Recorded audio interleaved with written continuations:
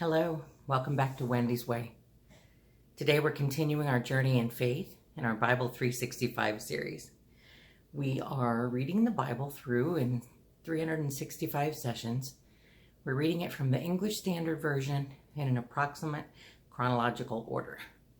Today is day 75 of 365, and we'll be reading from the book of Deuteronomy, chapters 14 through 16. Thank you for joining me. Chapter 14. You are the sons of the Lord your God. You shall not cut yourselves or make any baldness on your foreheads for the dead. For you are a people holy to the Lord your God, and the Lord has chosen you to be a people for his treasured possession out of all the peoples who are on the face of the earth. You shall not eat any abomination. These are the animals you may eat: the ox, the sheep, the goat, the deer, the gazelle, the roebuck, the wild goat, the ibex, the antelope, and the mountain sheep. Every animal that parts the hoof and has the hoof cloven in two and chews the cud, among the animals you may eat.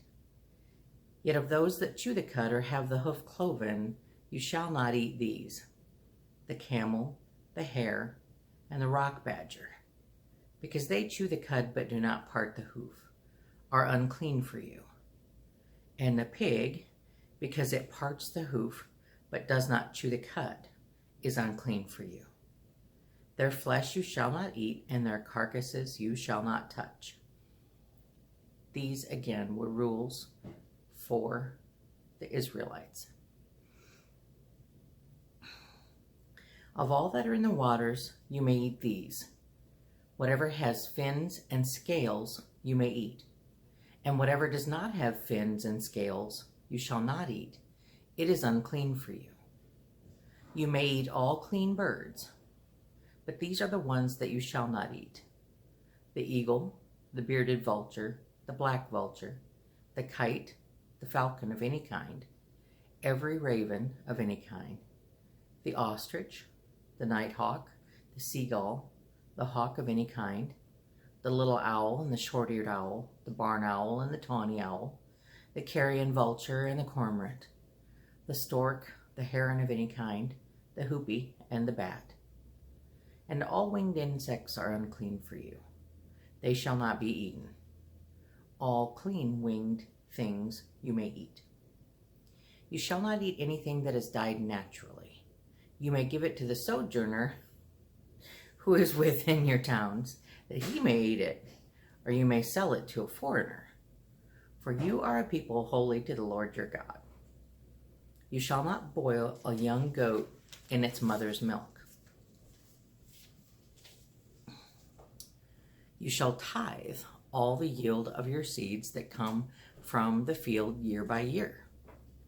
And before the Lord your God, in the place that he will choose to make his name dwell there, you shall eat the tithe of your grain, of your wine, and of your oil, and the firstborn of your herd and flock, that you may learn to fear the Lord your God always.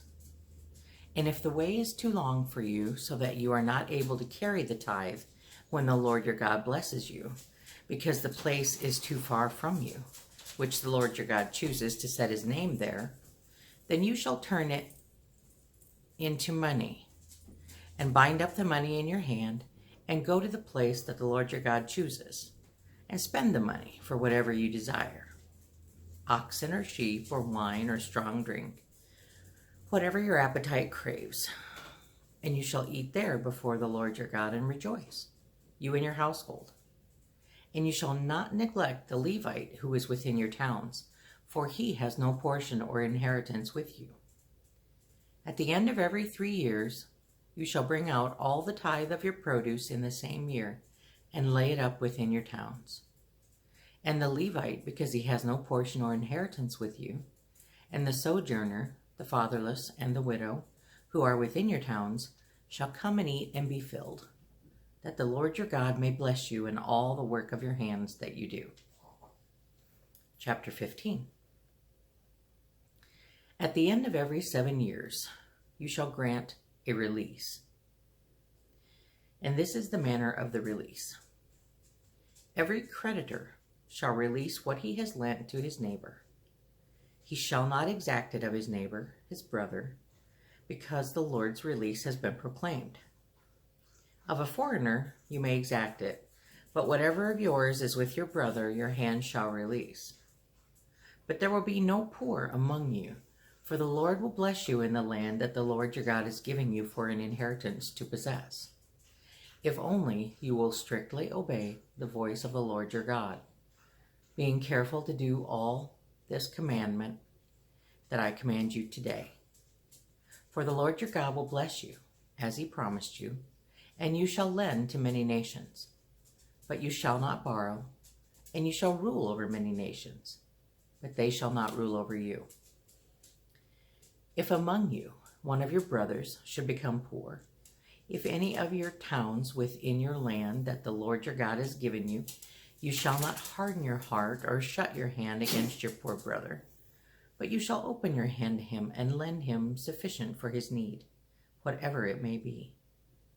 Take care lest there be any unworthy thought in your heart, and you say, the 7th year, the year of release, is near, and your eye look grudgingly on your poor brother, and you give him nothing. And he cry to the Lord against you, and you be guilty of sin. You shall give to him freely, and your heart shall not be grudging when you give to him, because for this the Lord your God will bless you in all your work, and in all that you undertake. For there will never cease to be poor in the land. Therefore I command you, you shall open wide your hand to your brother, to the needy, and to the poor in your land. If your brother, a Hebrew man or a Hebrew woman, is sold to you, he shall serve you 6 years, and in the 7th year you shall let him go free from you. And when you let him go free from you, you shall not let him go empty-handed. You shall furnish him liberally out of your flock, out of your threshing floor, and out of your winepress. As the Lord your God has blessed you, you shall give to him. You shall remember that you were a slave in the land of Egypt, and the Lord your God redeemed you. Therefore, I command you of this today.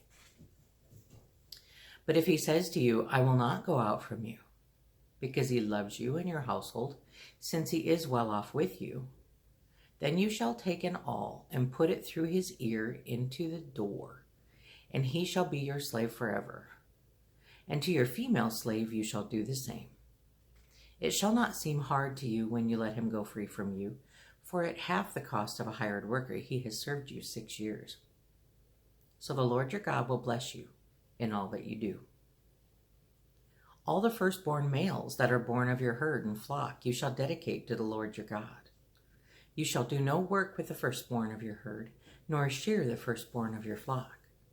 You shall eat it, you and your household, before the Lord your God, year by year at the place that the Lord will choose. But if it has any blemish, if it is lame or blind, or has any serious blemish whatever, you shall not sacrifice it to the Lord your God. You shall eat it within your towns. The unclean and the clean alike may eat it, as though it were a gazelle or a deer. Only you shall not eat its blood. You shall pour it out on the ground like water. Chapter 16. Observe the month of Abib, and keep the Passover to the Lord your God. For in the month of Abib the Lord your God brought you out of Egypt by night. And you shall offer the Passover sacrifice to the Lord your God, from the flock or the herd, at the place that the Lord will choose, to make his name dwell there. You shall eat no leavened bread within it. 7 days you shall eat it with unleavened bread, the bread of affliction. For you came out of the land of Egypt in haste, that all the days of your life you may remember the day when you came out of the land of Egypt. No leaven shall be seen with you in all your territory for 7 days, nor shall any of the flesh that you sacrifice on the evening of the first day remain all night until morning. You may not offer the Passover sacrifice within any of your towns that the Lord your God is giving you, but at the place that the Lord your God will choose to make his name dwell in it, there you shall offer the Passover sacrifice, in the evening, at sunset, at the time you came out of Egypt. and you shall cook it and eat it at the place the Lord your God will choose. And in the morning you shall turn and go to your tents. For 6 days you shall eat unleavened bread, and on the 7th day there shall be a solemn assembly to the Lord your God. You shall do no work on it. You shall count 7 weeks. Begin to count the 7 weeks from the time the sickle is first put to the standing grain. Then you shall keep the Feast of Weeks to the Lord your God, with the tribute of a freewill offering from your hand, which you shall give as the Lord your God blessed you. And you shall rejoice before the Lord your God, and your son and your daughter, your male servant and your female servant, the Levite who is within your towns, the sojourner, the fatherless, and the widow who are among you, at the place that the Lord your God will choose, to make his name dwell there. You shall remember that you were a slave in Egypt, and you shall be careful to observe these statutes. You shall keep the Feast of Booths 7 days, when you have gathered in the produce from your threshing floor and your winepress. You shall rejoice in your feast, you and your son and your daughter, your male servant and your female servant, the Levite, the sojourner, the fatherless, and the widow who are within your towns.